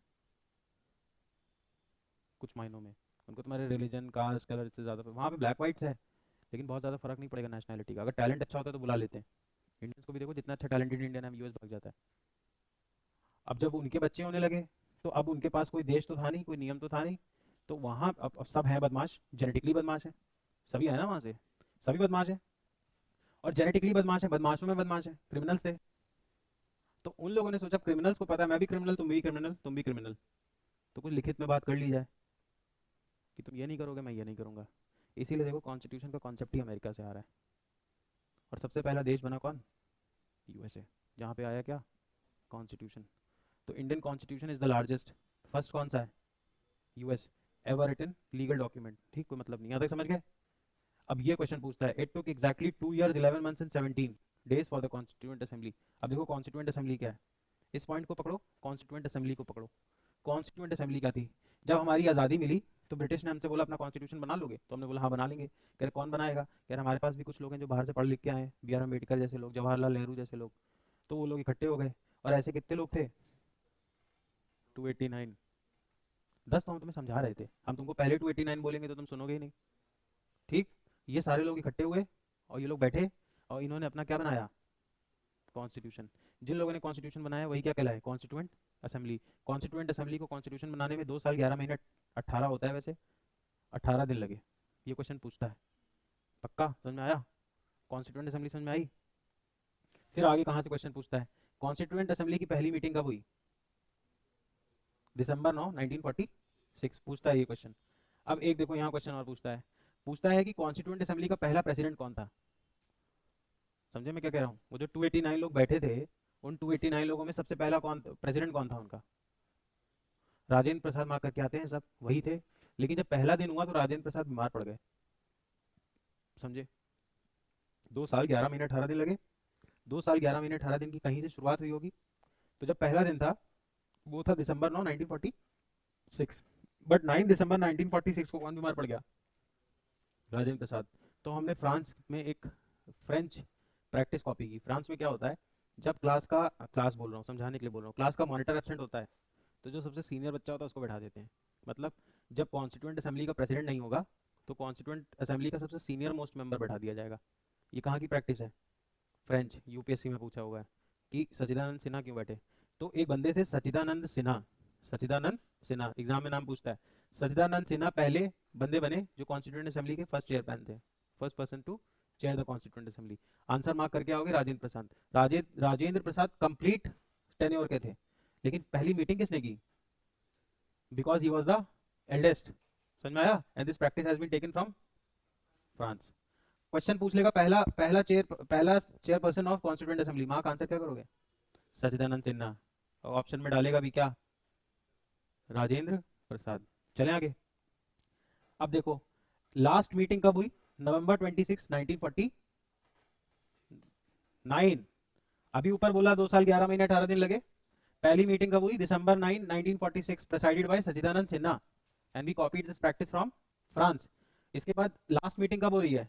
यहां से 2 साल 11 महीने 18 दिन ऐड करोगे तो November 26 1949 निकल के आया। कॉन्स्टिट्यूशन तैयार, इसीलिए November 26 को बोलते हैं कॉन्स्टिट्यूशन डे ऑफ इंडिया। समझ में आया? देखो December 9 1946 को बैठे, 2 साल 11 महीने 18 दिन लगे, 26 नवंबर 1949 को बन के तैयार। तो 26 नवंबर को हम क्या बोलते हैं? Constitution day. अब देखो अगर क्वेश्चन तुमसे पूछे कि अपना कॉन्स्टिट्यूशन इंप्लीमेंट कब हुआ था, तो आंसर क्या होगा? 26 नवंबर। ईयर तो बताओ। इंप्लीमेंट मतलब समझते हो? लागू। बन के तैयार हुआ है ना। बन के तैयार होना और लागू होने में अंतर होता है। अभी माइक आ गया बन के, मान लो, जब तक मैं बोलूंगा नहीं तब तक तैयार इंप्लीमेंट थोड़ी हुआ है। तो बन के तैयार हो गया था इस दिन। बी आर अम्बेडकर जी ने ये इस दिन कॉन्स्टिट्यूएंट असेंबली का देखो एक मिनट, November 26 1949 को बन के तैयार कॉन्स्टिट्यूशन। इन्होंने कॉन्स्टिट्यूशन बना के किसको दिया? नेहरू जी को, पीएम थे वो। तो नेहरू जी ने एक चीज बोली, मैं हिस्ट्री में पढ़ाऊंगा। नेहरू जी ने बोला कि यार मैंने 26 जनवरी 1930 को पहली बार देश का झंडा फहराया था। 26 जनवरी 1930 को पहली बार देश का झंडा फहराया था रिवर रावी पे। क्वेश्चन पूछता है, हिस्ट्री में पढ़ाऊंगा, रिवर रावी पे लाहौर में। तो यार ऐसा करते 26 जनवरी को स्पेशल रखते हैं। हाँ, पूर्ण स्वराज मांगा था। पूर्ण स्वराज की डिमांड की थी कि हमें कंप्लीट इंडिपेंडेंस चाहिए। इससे पहले इंडिया कहता था 1930 से पहले कि हमको हमारा अंदर का मामला देख लेने दो, हमारी बाहर की चीज़ें तुम देख लो, हमारा डिफेंस तुम देख लो, हमारा एक्सटर्नल अफेयर देख लो, मतलब फॉरेन मिनिस्ट्री तुम देखो, डिफेंस तुम देखो, अंदर की जो है वो हम देख लेंगे। 1930 26 जनवरी 1930 पहला दिन था जब इंडिया ने क्या मांगा? पूर्ण स्वराज। पूछता है एग्जाम में। पूर्ण स्वराज वाले दिन को याद करने के लिए नेहरू जी ने बोला अम्बेडकर जी को, यार ऐसा करो 26 जनवरी को थोड़ा रेलिवेंट रखते हैं। तुमने बना के तो तैयार कर ही लिया है, 2 महीना और रुक जाओ, 2 महीना और रुक जाओ, 26 जनवरी 1950 लग जाएगी। 2 महीने बाद मैं कॉन्स्टिट्यूशन क्या कर दूंगा? इम्प्लीमेंट। अब अगर मैं इस दिन इम्प्लीमेंट करूंगा तो तुमको मैं पढ़ाऊंगा कि पूर्ण स्वराज, समझ में आ रहा है? अगर ये चीज होती नहीं मैं शायद तुमको पढ़ा बताते ही नहीं, पूर्ण स्वराज की डिमांड थी। तो अम्बेडकर जी ने कहा ठीक है कर देंगे। तो इन्होंने आउट ऑफ रिस्पेक्ट बोला कि यार ऐसा भी नहीं है, तुमने जो इस दिन तैयार किया है चलो इसकी भी रिस्पेक्ट रखते हैं, 26 नवंबर को डिक्लेयर कर देता हूँ कॉन्स्टिट्यूशन डे। इसलिए हम 26 नवंबर को हर साल मनाते हैं कॉन्स्टिट्यूशन डे। लेकिन अगर मैं तुमसे पूछूंगा इम्प्लीमेंट कब हुआ था, 26 जन 1950, समझ में आया? First meeting 9 December 1946, it took 2 years 11 months 18 days, समझ में आया यहाँ तक? आगे आओ। इनिशियली जब कॉन्स्टिट्यूशन बना था तो कितने आर्टिकल्स थे? अभी कितने हैं? तुम याद रखोगे 450, समझ में आ रहा है? पक्का? 444 एग्जैक्टली पूछ ले तो 442 मार्क, 444 मार्क कर देना। अब देखो, अब कॉन्स्टिट्यूशन में क्या सारी ऐसी चीजें थी जो एक साथ बन के आ जाती? जैसे मान लो कॉन्स्टिट्यूशन का पॉइंट नंबर 1 जो है वो कहता है India that is Bharat shall be a union of states. पहला क्वेश्चन तो पूछता है इंडिया के कितने नाम? 2 नाम, लीगली 2 नाम। कॉन्स्टिट्यूशन ने हमें 2 ही नाम दे रखे हैं, इंडिया और Bharat. India that is Bharat shall be a union of states. अब यूनियन ऑफ स्टेट्स मतलब बहुत सारे स्टेट्स आ जाएंगे, यूपी उत्तराखंड, है ना? तो अब मैं पहले आर्टिकल में लिख दूं तो खराब नहीं लगेगा कॉन्स्टिट्यूशन? नहीं समझ पा रहे हो? मैंने किताब बनाई कॉन्स्टिट्यूशन नाम की, मैंने पहले तो जो मैं पहले में पॉइंट डालूंगा वो तो यही डालूंगा ना कि ये किताब कहाँ पे इंप्लीमेंट होगी, कि ये नॉर्थ में कहाँ तक इंप्लीमेंट होगी, साउथ में कहाँ तक होगी, वेस्ट में कहाँ तक होगी, ईस्ट में कहाँ तक होगी। ऐसा तो नहीं तुम इस किताब को जाकर श्रीलंका में इंप्लीमेंट कर दो, है ना? तो मुझे बताना पड़ेगा नॉर्थ साउथ ईस्ट वेस्ट। अब नॉर्थ साउथ ईस्ट वेस्ट बताऊंगा तो मैं सारे स्टेट्स के नाम लिखूंगा। अब पहला ही पॉइंट जो लिखा है उसमें अगर ऐसे पॉइंट लिखूंगा और नीचे सारे नाम लिख दूं तो खराब सी नहीं लगेगी? उससे ज़्यादा बेटर पढ़ा लिखा तरीका क्या है कि मैं पॉइंट नंबर 1 में समझा दूं India that is Bharat shall be a union of states, और एक स्टार बना दूं और पीछे लिख दूं कि जो लिस्ट है स्टेट्स की वो पीछे दी हुई है। समझ पा रहे हो? या मान लो पीएम की सैलरी कितनी होगी, एमपी की सैलरी कितनी होगी, प्रेसिडेंट की कितनी सैलरी होगी, तो सैलरी की लिस्ट बनाने से अच्छा मैं स्टार बना दूं कि सैलरी आप पीछे देख लो लिस्ट नंबर 2 पे। किसको कौन ओथ दिलाएगा, चीफ जस्टिस को कौन ओथ दिलाएगा, है ना? पीएम को कौन ओथ दिलाएगा, प्रेसिडेंट को कौन ओथ दिलाएगा, तो एक लिस्ट बनेगी। लिस्ट में मैं फिर से सोच लूंगा स्टार मार्क कर दूं। जब भी थोड़ा आगे बढ़ोगे अच्छे कॉलेजेस वगैरह जाओगे तो तुमको समझ में आएगा तरीके का काम क्या होता है। तरीके में जब जैसे लिस्टिंग होती है तो वो पीछे डाल देते हैं, उसको नेक्स्टर बोलते हैं। लीगल लैंग्वेज में लिस्ट को शेड्यूल बोलते हैं। तो कॉन्स्टिट्यूशन में ऐसे कितने शेड्यूल हैं? इनिशियली 8 थे, लिस्ट ऐसी 8 लिस्ट थी इनिशियली, अब कितनी है? 12। How many schedules do we have in the Indian constitution? 12। Initially कितनी थी? 8। समझ में आया? चलो देखो, अब जब हमें आज़ादी मिलने वाली थी, जब हमें आज़ादी मिलने वाली थी तो हमें आज़ादी देता कौन? ब्रिटिशर्स देते। तो जब हमें आज़ादी मिलने वाली थी तो ब्रिटेन में भी गवर्नमेंट चल रही थी, किसी गवर्नमेंट चल रही थी? हाँ, क्वेश्चन पूछता है। Labour party. समझ में आ रहा है? नहीं। अरे भाई यहाँ पे तुम्हें आज़ादी मिलेगी अगर, तो आज़ादी अप्रूव कौन करेगा? हम्म, जो रूल कर रहा है। तो यहाँ पे भी पार्लियामेंट्री सिस्टम था, पीएम वाला सिस्टम ब्रिटेन में भी था। तो वो लोग भी तो लॉ पास कराएंगे कि भैया इंडिया को आज़ाद कर दो, तो वहाँ पे भी ये कानून पास हुआ था, इंडियन इंडिपेंडेंस एक्ट ऑफ 1947। बिना कानून के कुछ नहीं होता है। ये जो इंडिया और पाकिस्तान बना हुआ है ये इसी में बना हुआ है। जब इंडिया को आज़ादी मिलेगी, ब्रिटेन का ही तो पार्ट था इंडिया। अरे ये ब्रिटेन है, इसका पार्ट है ये। हमको एक कानून बनाना है कि अब इसको आज़ाद कर दो, तो हमको अपनी संसद से पास कराना पड़ेगा, है ना? तो ब्रिटेन में उस टाइम पे कौन था? Labour party. अब हमें आज़ादी चाहिए थी, 1939 से लेके 45 तक वर्ल्ड वॉर 2 चला था। ब्रिटेन ने कहा था वर्ल्ड वॉर 2 खत्म होने के बाद हम आपको आज़ादी दे देंगे। मैं किसी का क्रेडिट नहीं ले रहा हूँ, अगर उस समय कोई भी होता तो आज़ादी मिलनी थी, मिलनी ही थी। सबको मिली है, श्रीलंका को भी मिल गई है, सबको उसी टाइम पे मिली हुई है। क्योंकि अब ब्रिटेन के पास इतने पैसे ही नहीं थे कि अब ब्रिटेन सस्टेन कर पाए। वर्ल्ड वॉर 2 में ब्रिटेन को बहुत नुकसान किया था हिटलर ने। तो कैबिनेट कमीशन बैठाया गया, कमीशन मतलब आयोग। वहां से उन्होंने 3 लोग भेजे, ब्रिटेन से उन्होंने 3 लोग भेजे। तीनों का नाम पूछता है, पैट्रिक लॉरेंस, स्टैफोर्ड क्रिप्स और एवी अलेक्जेंडर। ये तीनों को भेजा गया और इन तीनों को बोला कि आप जाओ और चेक करके आओ, जाओ जाओ जाओ जाओ, चेक चेक करके आओ, जाओ और चेक करके क्या आओ कि इंडिया में कॉन्स्टिट्यूशन कैसे बनाया जाएगा। ठीक, इन तीनों का नाम पूछता है, पैट्रिक लॉरेंस, स्टैफोर्ड क्रिप्स और एवी अलेक्जेंडर। इन तीनों को कहां भेजा गया? इंडिया। जब ये तीनों आए तो एक पहले गवर्नमेंट बनाई गई, किसके under? Jawaharlal Nehru. Interim government थी, फाइनल गवर्नमेंट नहीं थी। और एक क्या बनाई गई, कॉन्स्टिट्यूएंट असेंबली। ठीक। अभी जो कॉन्स्टिट्यूएंट असेंबली थी उस टाइम पे डायरेक्ट वोटिंग नहीं हुई थी, अलग अलग स्टेट्स में सरकारें थी, है ना। ब्रिटेन ने इतनी पावर दे रखी थी इंडिया को उस टाइम तक। अलग अलग स्टेट्स में जो स्टेट लेजिस्लेचर चल रहे थे, जिनको तुम विधानसभा बोलते हो। आज जो दिल्ली है, दिल्ली जो दिल्ली की विधानसभा है, दिल्ली की विधानसभा जहाँ केजरीवाल बैठते हैं, वो उस समय ब्रिटेन की पार्लियामेंट हुआ करती थी। सोच पा रहे हो? नहीं। बताया तो कितनी, 4 बार बताया होगा, 1911 से कोलकाता टू दिल्ली शिफ्ट हो गया है। कितनी बार तो बताया है। ठीक। अब ये जो मेंबर्स थे, ये कॉन्स्टिट्यूएंट असेंबली के मेंबर्स कहाँ से आ रहे थे, लेजिस्लेटिव असेंबलीज, है ना। Each member represented, each member was a representative of 1 million people. 1 million कितना होता है, 10 लाख। समझ में आ रहा है? मिलियन बिलियन में फर्क समझ में आता है? $5 मिलियन कितना होगा? तो यस, क्यों मुझे क्यों इम्प्रेस कर रही हो? 50 लाख, $5 मिलियन, $5 मिलियन।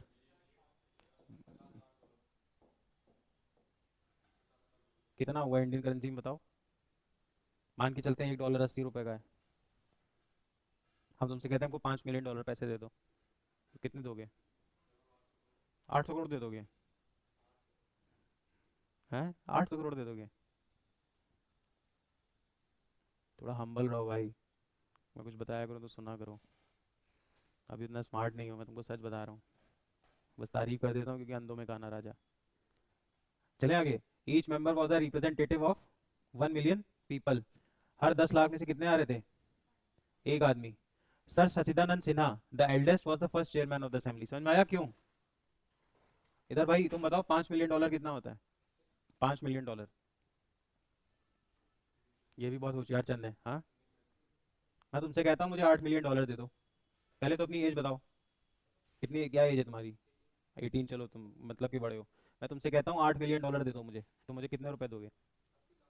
$80 लाख। कितने दोगे रुपए, कितने दोगे? डॉलर तो खत्म हो जाएगा सवाल। अगर कोई $80 लाख आंसर दे रहा है तो सही आंसर दे रहा है। तुम बताओ आदित्य, सॉरी विनीत, तुम बताओ। मैं तुमसे अगर क्वेश्चन पूछूं कि मुझे $8 मिलियन दे दो, और मुझे तुम आंसर में दो बोलो कि हाँ $80 लाख, तो सही आंसर है। डॉलर वर्ड ही हटाना है ना, तभी तो आंसर है। कितना हुआ? कितना हुआ वो भी गलत है। अरे सुनो, सोच यार। $1 = ₹80। करो मल्टीप्लाई, बताओ।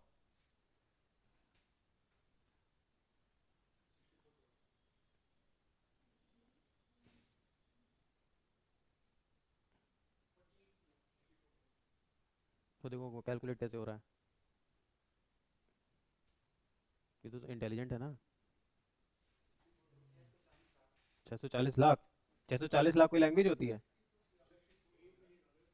इधर आओ, इधर आ जाओ, बोर्ड पे आ जाओ, बोर्ड पे आ जाओ, बोर्ड पे आओ, जल्दी आओ। बोर्ड पे आओ, बोर्ड पे आओ। हाँ करो आगे सॉल्व। वो जगह है वहां पे कैलकुलेट कर लो। $5 मिलियन चाहिए मुझे रुपए में। उल्टा उल्टा पेन। $5 मिलियन।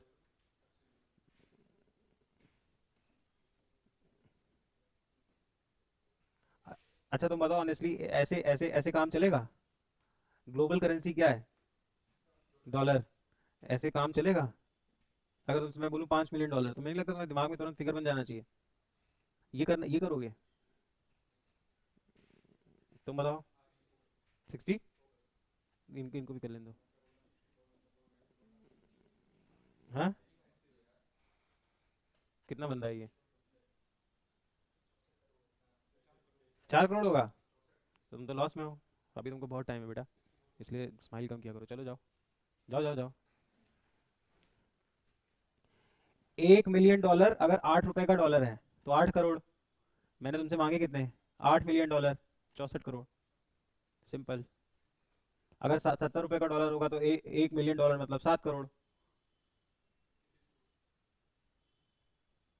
$1 मिलियन को बोले तो करोड़ में सोच लिया करो, और $1 बिलियन बोले तो 1000 करोड़ में सोच लिया करो। मैं तुमसे बोलूँ $1 बिलियन, बिलियन, तो 8,000 करोड़, 8,000 करोड़। समझ में आ रहा है? और मैं तुमसे बोलूँ $1 मिलियन, तो 8 करोड़। सिंपल गेम है। अब जब तुम इस तरीके से समझोगे तो तुरंत कन्वर्ट कर लोगे। अब मुझसे तुम बोलो कि सर मेरे को $20 मिलियन कितना हुआ, तो मैं तुरंत जोड़ दूंगा 160 करोड़। समझ में आ रहा है? और ये तो आना ही चाहिए यार, अगर तो मिलियन मिलियन थोड़ा तो समझ में आना ही चाहिए, तो फिफ्थ सिक्स की मैथ होती है, पढ़ाई जाता है ना फिफ्थ में, तो मिलियन बिलियन नहीं पढ़ा जाता है, और तुमको हंसी आती रहती है। चलो, Sachchidananda Sinha was the eldest was the first chairman of assembly, reason बता दिया है ना। Doctor Rajendra Prasad was however elected permanent chairman later, समझा रखा है। असलियत में वही चुने गए थे, कौन? राजेंद्र प्रसाद, लेकिन राजेंद्र प्रसाद वॉज इल। ठीक। On August 29, 1947 the assembly appointed a drafting committee, कुछ याद नहीं करना, ये ड्राफ्टिंग कमेटी बनाई गई। क्या वो 289 लोग मिलकर बनाएंगे पूरा? क्या 289 लोग मिलकर बना पाएंगे कॉन्स्टिट्यूशन? 289 लोग कहाँ बना पाएंगे भाई, 300 लोग बैठ के बना रहे हैं। उन्होंने अपने में से 7 होशियार चंद निकाल लिए, पर जेन्युइन होशियार होंगे वो। ठीक। वो होशियार लोग क्या कहलाए? Drafting committee. ड्राफ्टिंग मतलब समझते हो? किसी चीज को ड्राफ्ट करना, लिखना, है ना। वो ड्राफ्टिंग कमेटी में कितने लोग थे? 7, क्वेश्चन पूछता है 7। इनका कैप्टन कौन था? B.R. अम्बेडकर जी। ठीक। और कॉन्स्टिट्यूशनल एडवाइजर कौन थे? B.N. राव। मतलब उन 7 लोगों का जो हेड था वो थे B.R. अम्बेडकर, और अपना उन्होंने एडवाइजर किसको रखा था? B.N. राव। इनका नाम लोग इतना जिक्र में नहीं लेते, but according to me he was much much more intelligent than B.R. Ambedkar, B.N. Rau. ठीक। बहुत लोग बोलते हैं B.N. राव, बहुत कभी पढ़ना है इनके बारे में, बस वही उतना सेलिब्रेटेड, उतना फेमस नहीं है। तो इन दोनों ने मिलकर लिखा, है ना। यहाँ तक समझ में आया? सब पे क्वेश्चन है। इसके बाद ठीक है, November 26 is observed as law day या कॉन्स्टिट्यूशन डे, रीजन समझ में आ गया। ठीक। इफेक्टिव कब से हुआ कॉन्स्टिट्यूशन, इसका भी रीजन समझा दिया, पूर्ण स्वराज बताया ना। ठीक। ये देखो, the date was chosen because the resolution of Purna Swaraj और complete independence had been adopted at the Lahore session. Congress अपना हर साल सेशन करता था, लाहौर वाले सेशन में उन्होंने कंप्लीट इंडिपेंडेंस की मांग करी, और जनवरी 26 1930 को हमने क्या मांगा? पूर्ण स्वराज। उसी वजह से 26 नवंबर की जगह हम जनवरी 26 को इंप्लीमेंट करेंगे, और 26 नवंबर को ऑब्जर्व करेंगे कॉन्स्टिट्यूशन डे, और 26 जनवरी को क्या करेंगे? Republic day. कॉन्स्टिट्यूशन को इंप्लीमेंट कर देंगे। समझ में आया? चले आओ।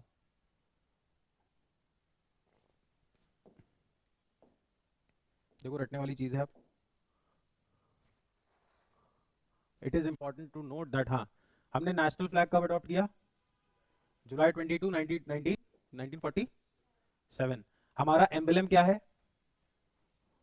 सारनाथ का लायन कैपिटल। अशोका का लायन कैपिटल हमारा क्या है? National emblem. तुमने देखा होगा। एक अच्छा उससे इंटरेस्टिंग क्वेश्चन बताता हूँ, चलो। वो जो सारनाथ है, सारनाथ लायन कैपिटल देखा है? अशोक स्तंभ ऑफिस में रखा होगा, अशोक स्तंभ देखा है? अशोक स्तंभ हमारा क्या है? स्टेट एम्बलम, हमारा लोगो, हमारा मोनोग्राम। समझ में आ रहा है? सबका लोगो होता है ना ब्रांड का, हमारा लोगो क्या है? अशोका का पिलर। अब मैं ये बताऊँ, उसमें कौन सा एनिमल होता है? पूछा हुआ क्वेश्चन। सिर्फ लायन होता है?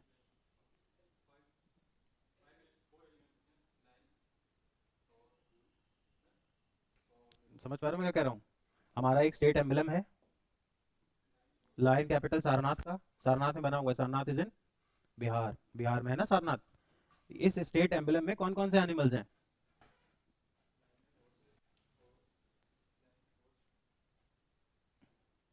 याद करोगे कैसे?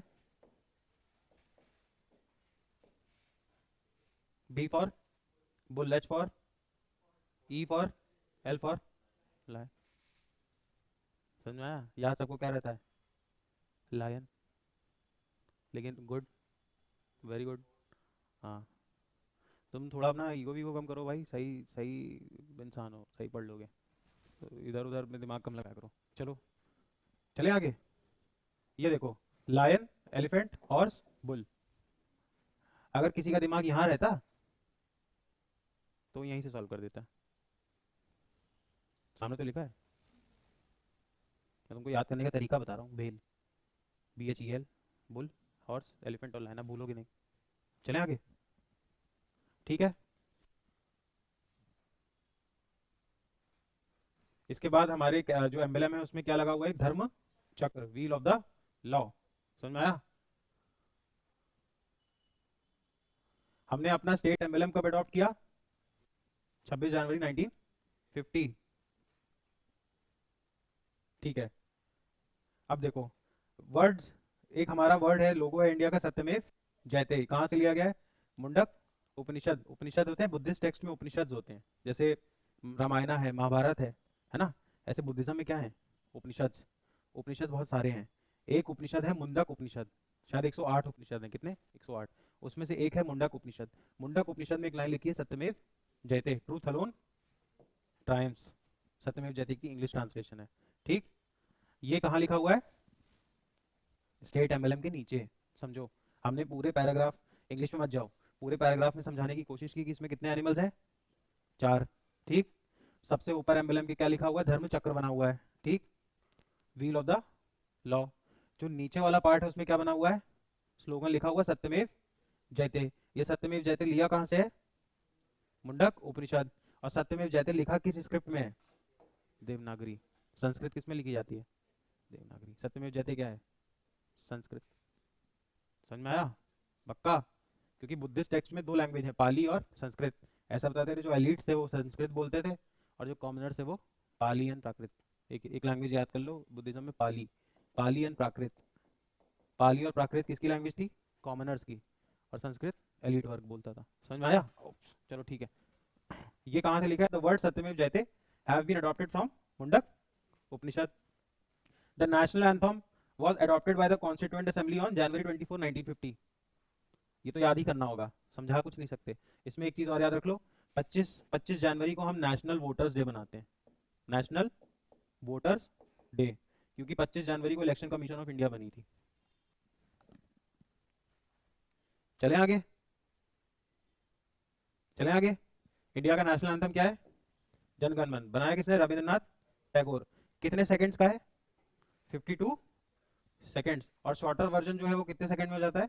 20 सेकंड। जो इंटरनेशनल मैचेस होते हैं वो तुमने देखा होगा, वहाँ 20 सेकंड वाला ही प्ले होता है। समझ में आ रहा है? अब ये बोलोगे कि ये क्या पढ़ा रहे हो, ऐसे पूछता है। समझ में आ रहा है? हाँ, शॉर्टर। 52 सेकंड का पूरा जनगण मन है, 20 सेकंड का भी अलाउड है। अब ये नेशनल चीज़ है ना, रिस्पेक्टफुल, तो हमने टाइम बना रखा है। अब अगर कहीं पे 52 सेकंड का मामला नहीं है तो वहाँ 20 सेकंड वाला चलाना है। जो तुम्हारे मैचेस होते हैं, क्रिकेट मैचेस, उसमें वो 20 सेकंड वाला चलता है। ठीक, आगे चले?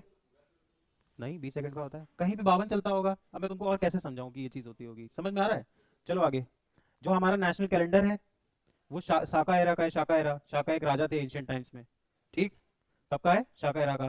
पहला क्या होता है हमारा? फर्स्ट डे कौन सा होता है? 1 जनवरी हमारे लिए क्या होता है? फर्स्ट चैत्र। अरे यार, हिंदू न्यू ईयर आता है, वही लिखा हुआ है। हम कौन से कैलेंडर में बिलीव करते हैं? शाका। समझ में आया? और जिसमें हम लोग जी रहे हैं, जिसमें आज 21 दिसंबर है, वो है ग्रेगोरियन कैलेंडर। है ना अलग अलग टाइप के। हम किस में काम करते हैं? ग्रेगोरियन। हमारा लेकिन जो हमने नेशनली एक्सेप्ट कर रखा है वो कौन सा है? शाका एरा। शाका एरा का न्यू ईयर क्या है? First day of Chaitra month. Chaitra मतलब मार्च, यही तो लिखा है। और ये हमने कब अडॉप्ट किया अपना कैलेंडर? मार्च 22, 1957। समझ में आया? चलें आगे। अब देखो,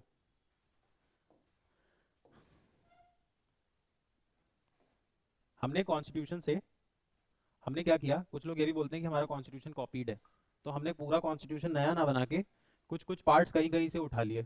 पूरा कॉन्स्टिट्यूशन नया ना बना के कुछ कुछ पार्ट्स कहीं से उठा लिए। किताब से पढ़ने की जरूरत नहीं है, लेकिन अगर कोई किताब छुओगे तो वहां पे शायद लिखा होगा बैग ऑफ बोरोइंग्स। मतलब समझे?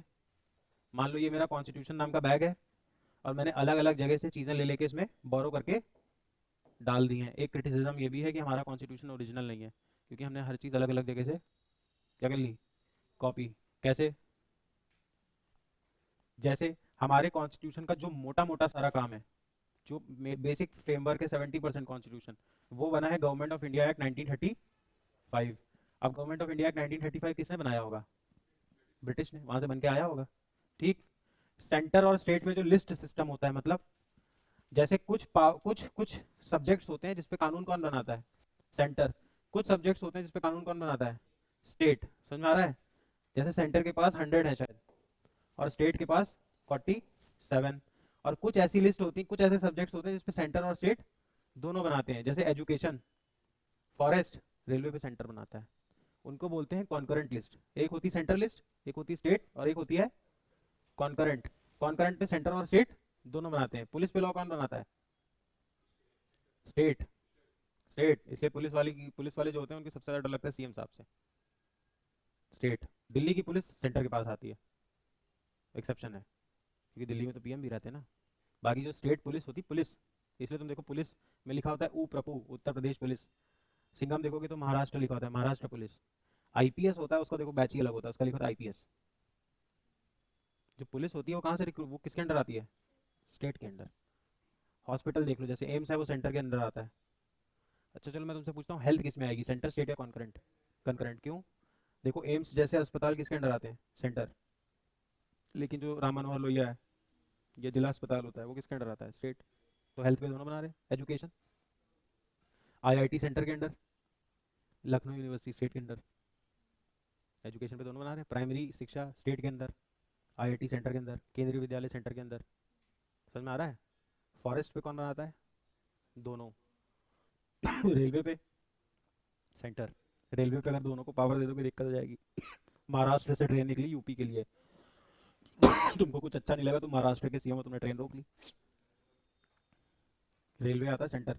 कोई भी ऐसी चीज जो देश की अखंडता, इंटीग्रिटी, सोवरेनिटी पे दिक्कत दे देगी वो सेंटर ने ले ली। Army centre, railway centre, defence centre. समझ में आ रहा है? टेलीकम्युनिकेशन, दूरसंचार सेंटर। बताओ क्यों?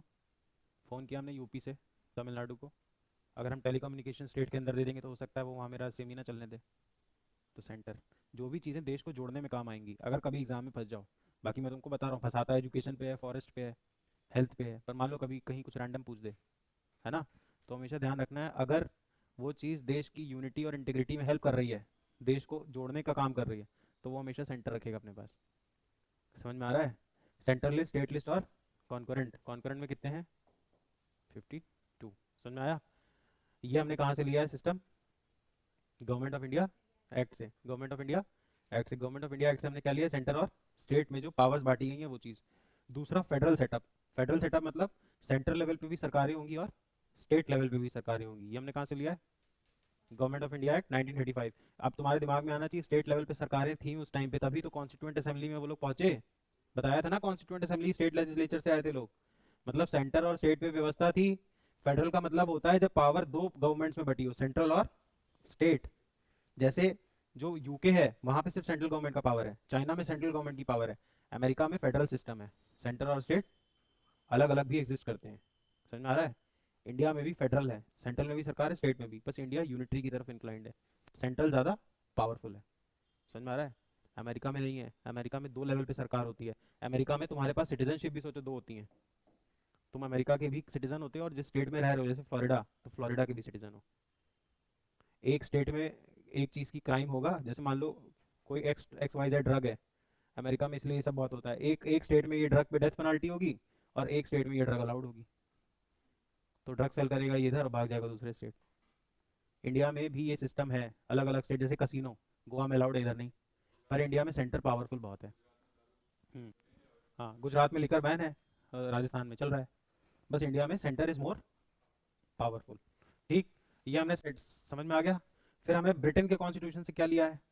पार्लियामेंट्री प्रिविलेजेस, जो एमपी लोगों को प्रिविलेज मिलता है। एमपी के पास जैसे एक प्रिविलेज होता है कि वो अपने हाउस में कुछ भी बोल सकता है। मैं पढ़ाऊंगा आगे। एमपी के पास ये पावर होती है कि वो अपने हाउस में कुछ भी बोल सकते हैं। अगर वो लोकसभा में खड़ा है, राज्यसभा में खड़ा है, तो उसके पास पूरा पावर होगा, वो कुछ भी बोल दे। समझ में आ रहा है? वो पावर इसलिए दिया गया ताकि आप सरकार को क्रिटिसाइज करने से डरो नहीं। समझ में आ रहा है? Parliamentary privileges. यूनिटरी सिटीजनशिप की मतलब पूरे देश में आपकी सिटीजनशिप एक ही होगी, आप इंडियन होगे, आप मराठी तमिलनाडु नहीं होगे, आप सिटीजन एक होगे। ये हमने कहाँ से लिया है? बट अमेरिकन होता तो क्या होता? अमेरिका में क्या चलती है? Dual citizenship. ब्रिटेन में क्या चलती है? सिंगल। और हमने ब्रिटेन से रूल ऑफ लॉ का भी कॉन्सेप्ट लिया है कि असलियत में पावरफुल कौन है? लॉ। रूल किसका होगा?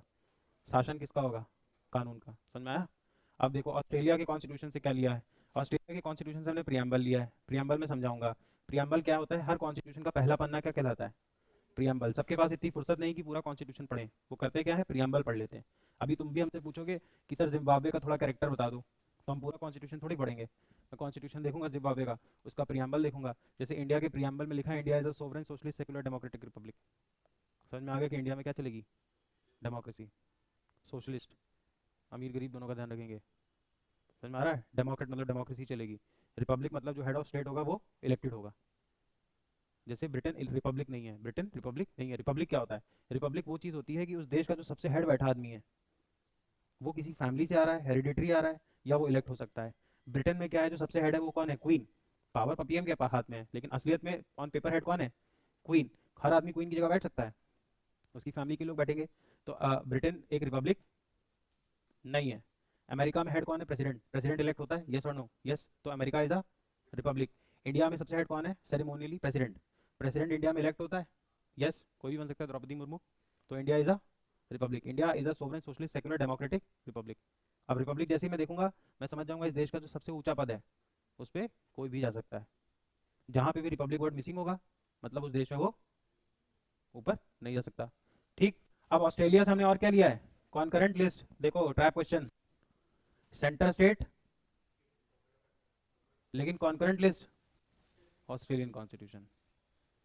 समझ में आया? पक्का?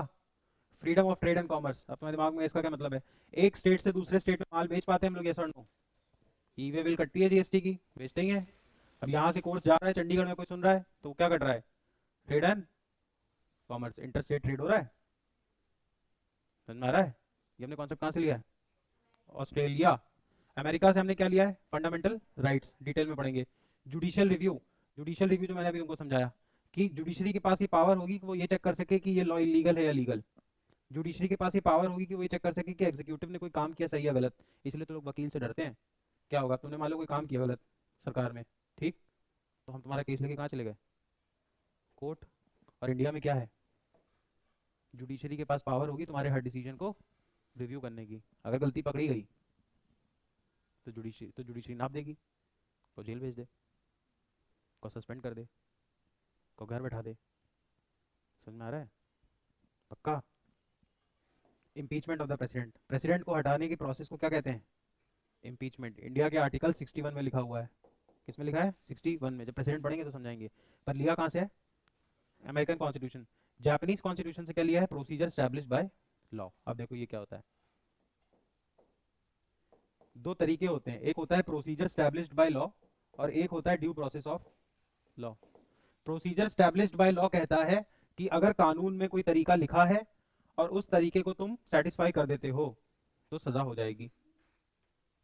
समझे मतलब? देखो, जैसे मान लो कानून में ये लिख दिया गया कि इस चेयर पे बैठोगे तो फांसी हो जाएगी, तो प्रोसीजर स्टैब्लिश्ड बाय लॉ कहेगा बिल्कुल हो जानी चाहिए।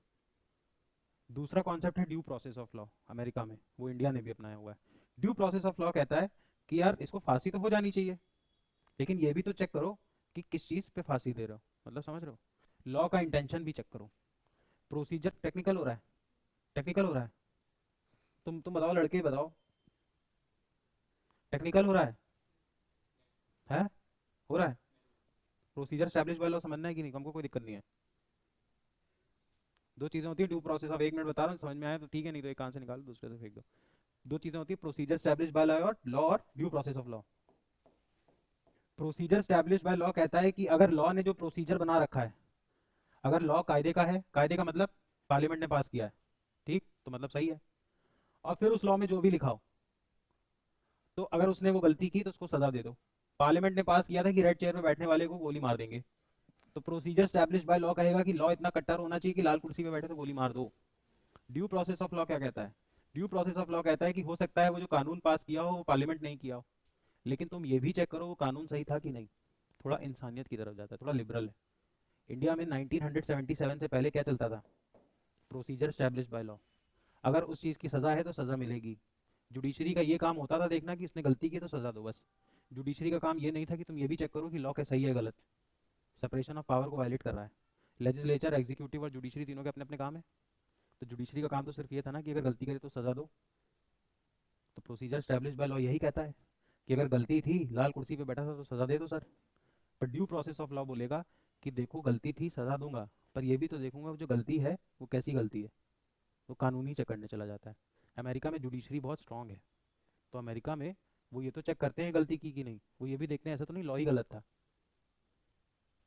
समझ में आ रहा है? इंडिया में दोनों चलता है। पहले इंडिया में चलता था procedure establish by law, Japan में क्या चलता है? अगर लॉ सही है, पार्लियामेंट ने पास किया है, फिर वो ये नहीं देखते हैं कि लॉ सही है गलत, वो देखते हैं तुमने लॉ वायलेट किया है तो सजा होगी। इंडिया में तो लॉ ही चेक करने लग जाएंगे फिर। वो ये कहते हैं लॉ सही है गलत क्या मतलब है, पार्लियामेंट ने पास किया और पार्लियामेंट को जनता ने भेजा है। अगर वो सही चीज़ें नहीं करेंगे तो जनता हटा देगी। अब इसमें टेक्निकल क्या है, और खुद से सोचो ये आना क्यों नहीं चाहिए। चलो आगे। साउथ अफ्रीका की कॉन्स्टिट्यूशन के लिए अमेंडमेंट क्लॉज इंपॉर्टेंट नहीं है, ये इंपॉर्टेंट है आयरिश कॉन्स्टिट्यूशन। आयरिश समझते हो? आयरलैंड, आयरलैंड की कैपिटल डबलिन। आयरलैंड की कैपिटल डबलिन। डबलिन से हमने क्या लिया है, directive principles of state policy. और ये देखो नॉमिनेशंस टू राज्यसभा में 245 सीट्स हैं, इन 245 में से 12 सीट प्रेसिडेंट नॉमिनेट करता है। समझ में आ रहा है? 233 तो स्टेट से आ जाएंगी जैसे बताया था, 12 नॉमिनेट होती हैं। सचिन तेंदुलकर है ना, वो नॉमिनेट कौन करता है? प्रेसिडेंट। तो ये कहाँ से लिया हमने सिस्टम? आयरलैंड। फिर एक अभी आएंगे जब पढ़ेंगे तो फंडामेंटल ड्यूटीज पढ़ेंगे। फंडामेंटल ड्यूटीज कहाँ से लिए हैं? रशियन कॉन्स्टिट्यूशन से। फेडरल स्ट्रक्चर कहाँ से लिया है? कैनेडियन कॉन्स्टिट्यूशन से। और जो इमरजेंसी लगती है, national emergency, state emergency, financial emergency, कहाँ से लिए हैं? जर्मन कॉन्स्टिट्यूशन से। जर्मन कॉन्स्टिट्यूशन का दूसरा नाम अगर एग्जाम में पूछे तो वाइमार। चलें आगे।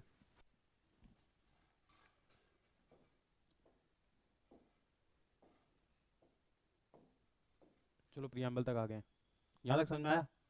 पक्का? आ, मैं कल शाम तक एक वीडियो बना के भेजूंगा, उसको देख लेना प्लीज़, ठीक है? उसमें ये वाला टॉपिक करा दूंगा मैं, सिटीजनशिप बाय डिसेंट। अच्छा ये बताओ, इसको समझ समझ के पढ़ना है जल्दी जल्दी पढ़ना है? बता दो, मुझे कोई लोड नहीं है। हाँ, समझाने में बेटर है भाई, तुमको लॉन्ग रन में भी हेल्प होगी। क्या होता है प्रोसीजर एस्टैब्लिश बाय लॉ?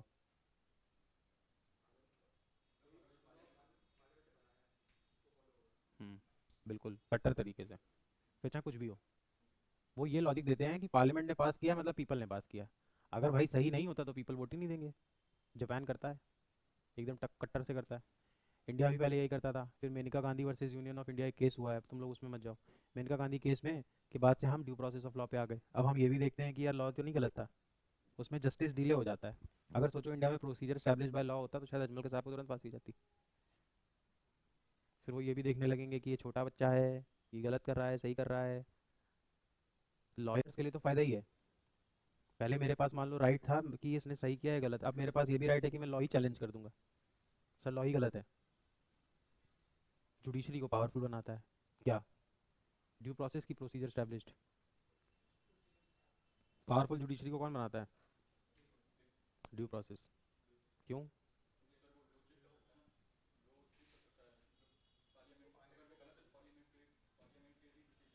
हाँ, प्रोसीजर स्टैब्लिश्ड में तो उसको एक किताब दे दी और कह दिया सही है गलत, इसके हिसाब से जजमेंट दे दो। ड्यू प्रोसेस में तो उसको ये पावर दे दी ना कि तुम कानूनी चेक कर लो। समझ में आ रहा है? प्रोसीजर स्टैब्लिश में तुमने हमको एक बुक दे दी है कि इसके हिसाब से दे दीजिएगा फैसला।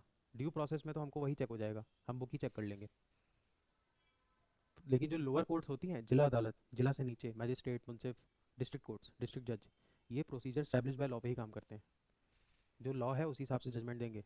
और जो सुप्रीम कोर्ट के जजेस हैं, हाई कोर्ट के जजेस हैं, ये ड्यू प्रोसेस ऑफ लॉ भी कर लेते हैं। समझ में आ रहा है? पक्का? ड्यू प्रोसेस ऑफ लॉ करते ही तुम्हारे पास बहुत ज़्यादा पावर आ गई ना? नहीं समझ में आ रहा है? अब इसमें टेक्निकल क्या है कि जो लॉ वाला है वही जाने। खुद से सोचो, अपने आप से सोचो। हाँ, ड्यू प्रोसेस जुडिशरी को पावरफुल बहुत दे दे रहा है दोनों सही। देखो दोनों में किसी को ये नहीं कह सकते सही गलत। कैसे कह सकते हो? तो ये भी तो जरूरी नहीं वो जो जज साहब बैठे हैं वो भगवान ही है। जज साहब भी तो इंसान ही है।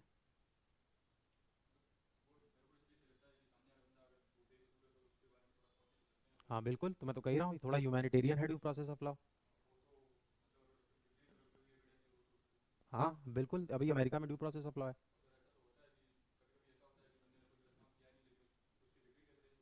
बिल्कुल, तो ड्यू प्रोसेस ऑफ लॉ है इंडिया में। अच्छा तो बेटर वही है। पर अब कुछ चीज़ों में प्रोसीजर स्टैब्लिश बाय लॉ भी है। देखो कोई भी चीज़ में हमेशा वो तो ब्लैक वाइट नहीं होती है, ग्रे होती है। कुछ सिचुएशन में प्रोसीजर स्टैब्लिश बाय लॉ सही बैठ जाएगा। अब मान लो कोई इसी ड्यू प्रोसेस ऑफ लॉ का फायदा भी उठा सकता है लॉयर, कि केस चलाते रहो, इसका इसका किस्सा ही खत्म करो, पहले लॉ पे ही चैलेंज कर दो, है ना। लेकिन हाँ, लॉन्गर रन में ह्यूमैनिटेरियन लेवल पे देखोगे या कहीं बोलना हो तो हमेशा ड्यू प्रोसेस ऑफ लॉ का सपोर्ट करो। समझ में आ रहा है? पक्का? क्या होता है ड्यू प्रोसेस ऑफ लॉ? मतलब कैसे सही करेंगे, कैसे चेक करेंगे?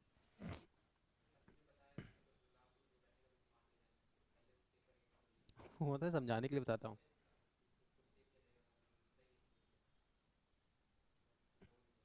प्रोसीजर स्टैब्लिश बाय लॉ कहाँ का कॉन्सेप्ट है? जापान का। और due process of law America का है कि ब्रिटेन का है?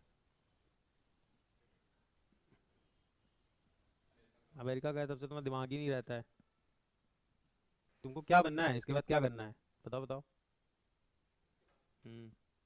कुछ लोग तो कुछ ना कुछ कर लेते हैं, मैं ऐसे नहीं बोल रहा हूँ, सिर्फ डिग्री से नहीं होता है, वो तो समझ में आ जाता है। सब पढ़ने ही वाले होते बहुत आगे तो एम्प्लॉय वाला कल्चर ही नहीं होता। वो क्या करना है लाइफ में, क्या करना है 5 साल बाद? बोलो। बस वैसा ही चल रहा है। चलो, बाय।